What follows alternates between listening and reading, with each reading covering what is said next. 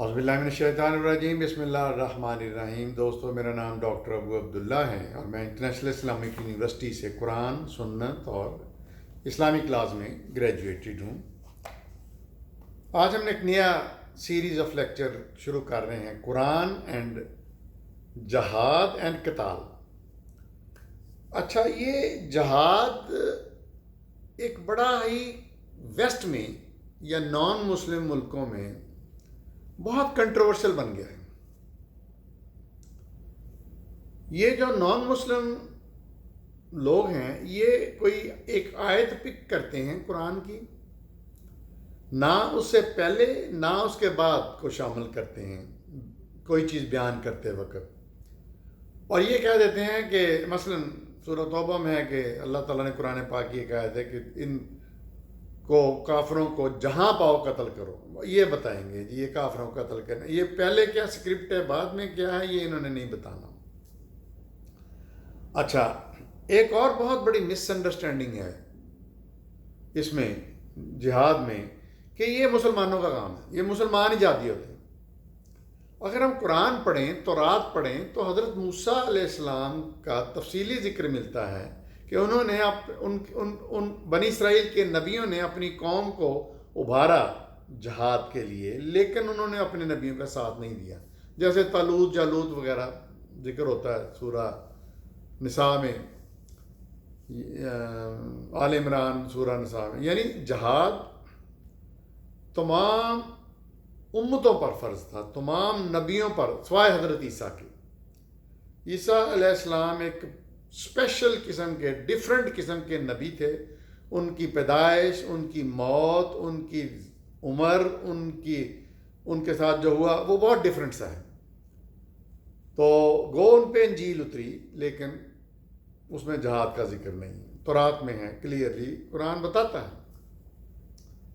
اچھا، ایک اور بہت بڑی مس انڈرسٹینڈنگ نہیں، یہ مطلب ہمارے مسلمان اسکالر جو ہیں وہ ویسٹ سے ڈرتے ہوئے اس کو کہتے ہیں جی یہ صرف جد و جہد ہے۔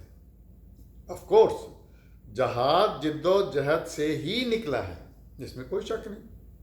میں پھر ریپیٹ کرتا ہوں، جہاد جد و جہد ہی ہے، لیکن جد و جہد کی آخری شکل قتال ہے، جنگ ہے، قتل کرنا ہے ان لوگوں کو جو کافر ہیں اور زمین میں فساد پھیلاتے ہیں، مسلمانوں پہ ظلم کرتے ہیں۔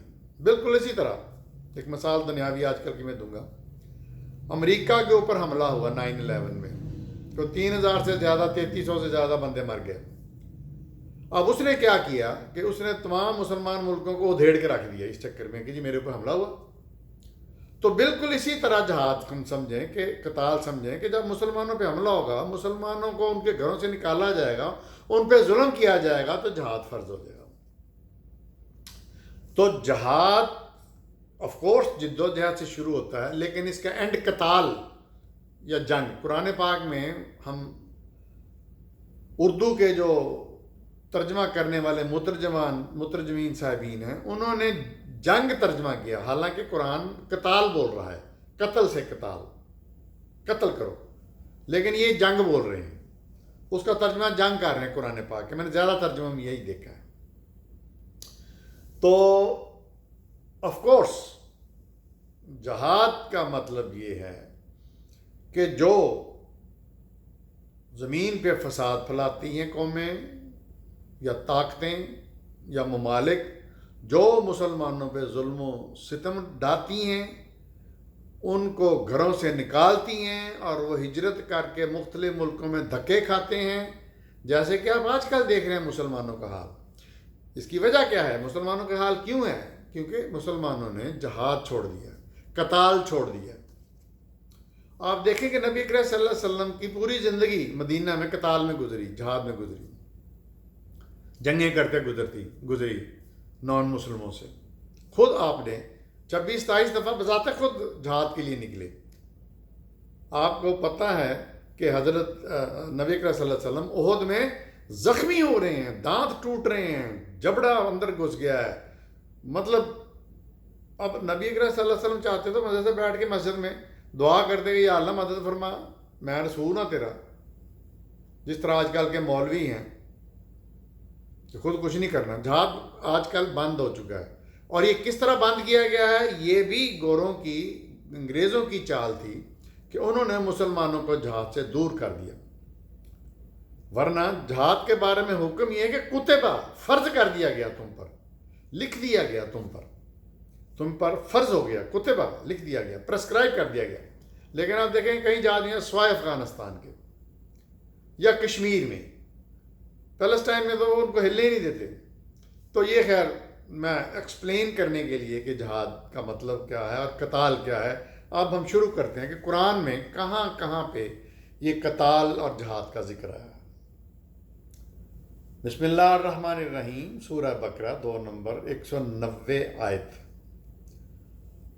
اور قتل کرو. اچھا، یہاں پہ میں نے جیسے پہلے بتایا کہ ترجمے کرنے والوں نے جنگ لفظ لکھا، قتل نہیں لکھا، حالانکہ عربی میں قتال آیا ہے. اور قتل کرو اللہ کی راہ میں. اچھا، ایک اور بات، یہ جو جہاد ہوتا ہے یہ اللہ کی راہ میں ہوتا ہے، یہ رسول اللہ کی راہ میں نہیں ہے. آج کل ہم دیکھتے ہیں پاکستان میں کہ کوئی تنظیم بنی ہے لبیک یا رسول اللہ، اور وہ سمجھتے ہیں کہ ہم اس طرح اگر ہمیں حکومت مارے گی، ہم مر جائیں گے تو ہم جہاد کر رہے ہیں، ہم جنت میں جائیں گے. بالکل غلط ہے. جہاد ہوتا ہے، قتال ہوتا ہے صرف فی سبیل اللہ، جس کا مطلب ہے سبیل راہ اللہ، اللہ کی راہ میں جو جان دیتے ہیں لڑتے ہوئے، وہ شہید بھی ہوتے ہیں اور وہ جہاد اور قتال کرتے ہیں. اور قتل کرو اللہ کی راہ میں ان لوگوں سے جو تمہیں قتل کرتے ہیں. یہ نہیں ہے کہ آپ اٹھ کے کسی کو مرضی قتل کر دو، نہیں، بالکل نہیں. قتل کرو اللہ کی راہ میں ان لوگوں سے جو تمہیں قتل کرتے ہیں. پھر آگے کتنی پیاری بات اللہ کر رہا ہے، اور نہ زیادتی کرو، یعنی اتنا ہی بدلہ لو جتنا کا حکم ہے، اور نہ زیادتی کرو، بے شک اللہ زیادتی کرنے والوں کو محبت نہیں کرتا. اگلی آیت 199، اور قتل کرو انہیں جہاں بھی پاؤ تم انہیں.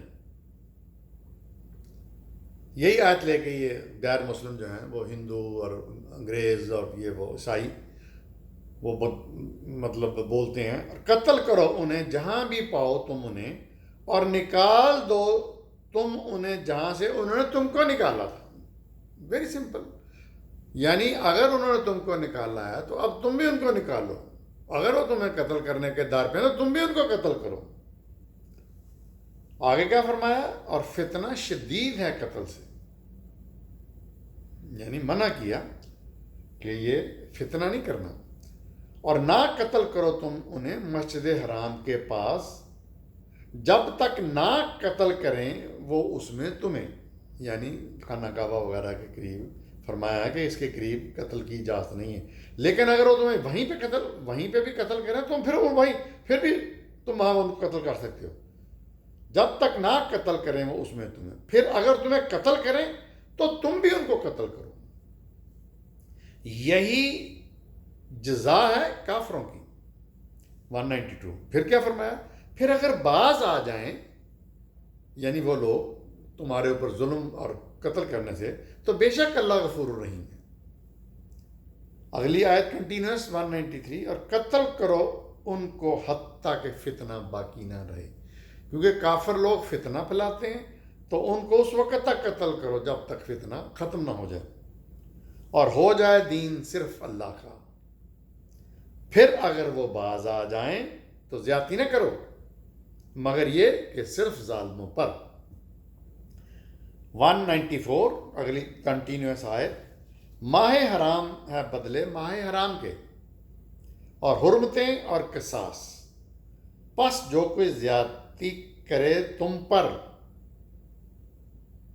تو بھی اس پر ویسی ہی زیادتی کرو جیسی اس نے تم پر کی ہے، اور ڈرتے رہو اللہ سے، اور جان رکھو کہ اللہ ڈرنے والوں کے ساتھ ہے.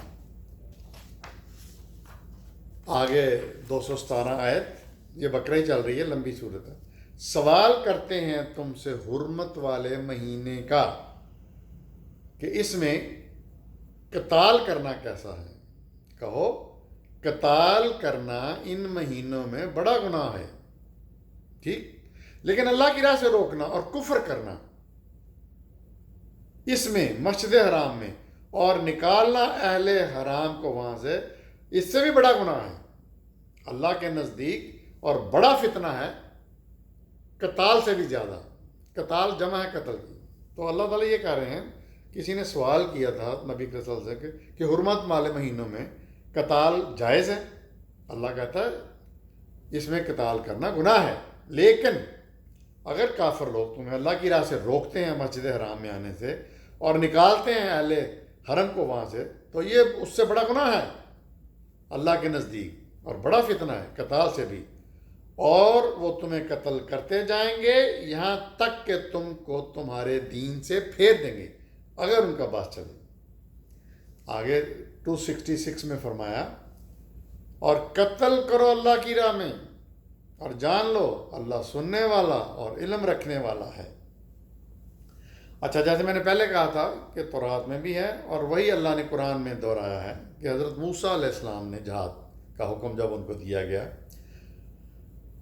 246 نمبر آیت سورہ بقرہ میں فرمایا، کیا تم نے دیکھا موسیٰ کے بعد بنی اسرائیل کے نبیوں کو، یہ مطلب موسیٰ کی بات جو نبی ہے ان کے بارے میں ہے، جب انہوں نے اپنے ایک نبی سے کہا کہ ہمارے لیے ایک سردار یا امیر مقرر کر دو تاکہ ہم اللہ کی راہ میں قتال کریں۔ کہا اس نبی نے، کہیں ایسا نہ ہو کہ اگر تمہیں قتال کا حکم دیا جائے تو تم قتل ہی نہ کرو۔ انہوں نے کہا، بھلا کیا ہوا ہمیں کہ ہم اللہ کی راہ میں قتال نہ کریں جبکہ ہمیں ہمارے گھروں سے نکالا گیا ہے اور اپنے خاندان سے۔ پھر جب حکم دیا گیا انہیں قتال کا تو سب مکر گئے، پھر گئے، ماسوائے تھوڑے سے لوگوں کو، اور اللہ جانتا ہے ظالموں کو۔ 153، اور نہ کہو ان کو جو اللہ کی راہ میں قتل ہو جائیں مردہ، بلکہ وہ تو زندہ ہیں لیکن تمہیں ان کا شعور نہیں ہے۔ یہ 153 اور 154 آیت ہیں۔ پھر 216 میں فرمایا، کتبہ فرض کر دیا گا تم پر، پرسکرائب کر دیا گیا، حکم دے دیا گیا تم کو قتال کا، اور وہ تمہیں ناگوار ہے، اور ہو سکتا ہے تمہیں ناگوار ہو کوئی چیز جبکہ وہ تمہارے حق میں خیر ہو، یعنی بہتر ہو، اور ہو سکتا ہے تم کو کوئی چیز محبوب ہو، پسند ہو، جبکہ وہ تمہارے لیے شر ہو، بری چیز ہو، اور اللہ بہتر علم رکھتا ہے اور تم علم نہیں رکھتے۔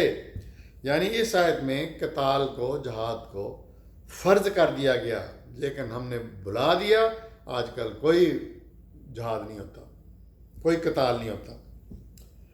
اچھا، دوسری قوموں کے بارے میں جو جہاد کا میں نے ذکر کیا تھا، تورات میں بھی ہے، زبور میں بھی ہے، اب قرآن وہ ریپیٹ کر رہا ہے داؤد علیہ السلام کے بارے میں 249۔ اور جب طالوت لشکر لے کر چلا تو اس نے کہا، بے شک اللہ تمہاری، طالوت ایک نبی کا نام ہے، تو اس نے کہا بے شک اللہ تمہاری آزمائش کرے گا ایک نہر سے، پانی والی نہر سے، پس جو کوئی پیے گا اس میں سے پانی تو وہ میرا ساتھی نہیں۔ یہ ایک ٹیسٹ تھا، آزمائش تھی، اور جو نہیں پیے گا پانی وہ میرا ساتھی ہے۔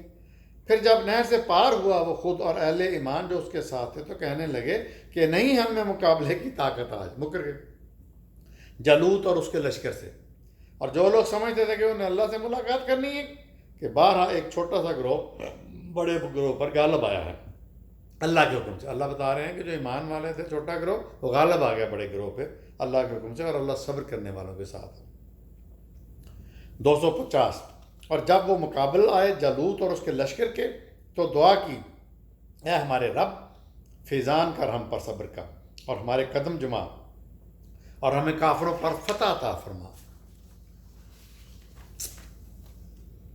251، پس انہوں نے اللہ کے اذن سے کافروں کو شکست دی اور قتل کر دیا داؤد نے جالوت کو، اور اللہ نے اس کو مملکت، سلطنت عطا کی اور حکمت سکھائی۔ اور اگر نہ ہٹاتا رہتا اللہ انسانوں کے ایک گروہ کو دوسرے گروہ کے ذریعے سے تو زمین میں فساد برپا ہو جاتا، لیکن اللہ مہربان ہے اہل العالمین پر، تمام عالموں پر۔ 252، یہ اللہ کی آیات ہیں جو ہم پڑھ کر سنا رہے ہیں تم کو حق کے ساتھ، اور یقیناً تم اللہ کے رسولوں میں سے ہو. یہ نبی اکرم صلی اللہ علیہ وسلم کو کہا جا رہا ہے. تو یہ پہلا لیکچر تھا جہاد کا. دیکھتے رہیے میرا چینل ڈاکٹر ابو عبداللہ.